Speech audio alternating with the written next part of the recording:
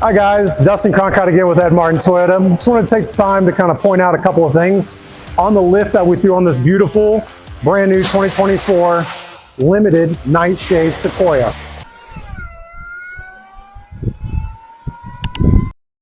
So as I mentioned, we do have a Westcott spacer lift. On this, I want to kind of point out just the packaging that Westcott goes through when they ship this to you as a consumer. Just to see the point that they took and the money they've spent on packaging to make sure that this product delivers in premium quality and shape to you is really, really cool. So I wanted to take the time to give them a shout out for having really cool packaging. Inside the packaging of the spacer lift, you're gonna notice everything is sealed, it's foam packed, so nothing is moving, nothing's jarring. You don't have to worry about in these anodized products getting any scratches, which is hard anyway, because anodizing does make this more of a premium durability. But inside the package, as you notice, you're going to get a nice sticker so you can show off the lift and the company that did it.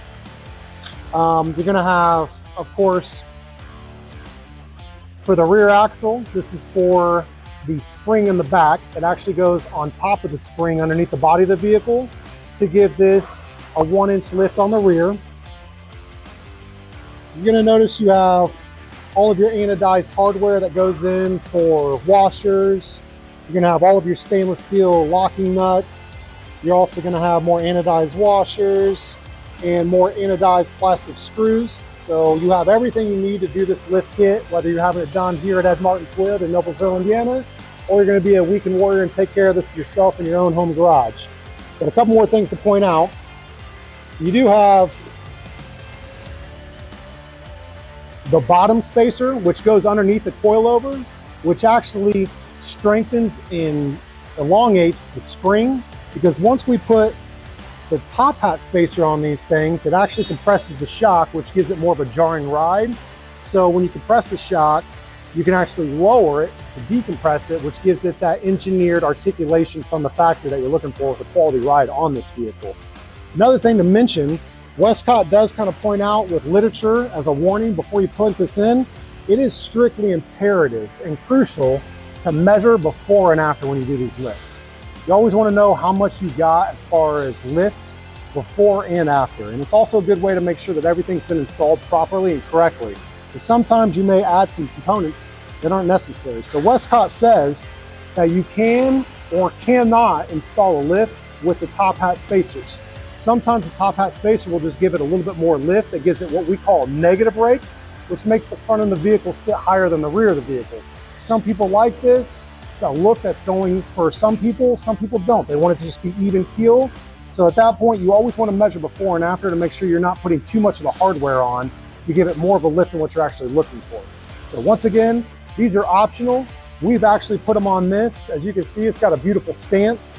But if you notice you install this lift and you have negative rake, meaning the front sitting too high, it's because you can remove these top hat spacers to give it a little bit less lift to make that vehicle have the sit and the ride and the height that you're looking for.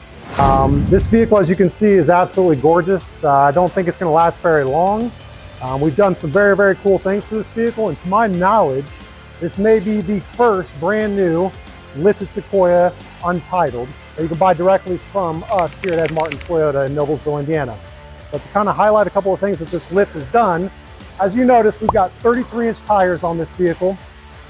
Without the lift, the 33-inch tires would have massive rub. It'd create all sorts of noises, and it would look kind of funky in the front of the vehicle, like it didn't fit inside the wheel well. So as you can see, when you lift the front end of this vehicle, which this Westcott spacer lift is going to give you approximately 2.5 inches of lift, so that you can fit an oversized tire. We've used a 33. You will have room for 35-inch tires as well. There may be a couple shaving points you may need to do, but just to keep everything uncut and brand new, we chose to go with the 33-inch tire, which gives it a full 3-inch lift.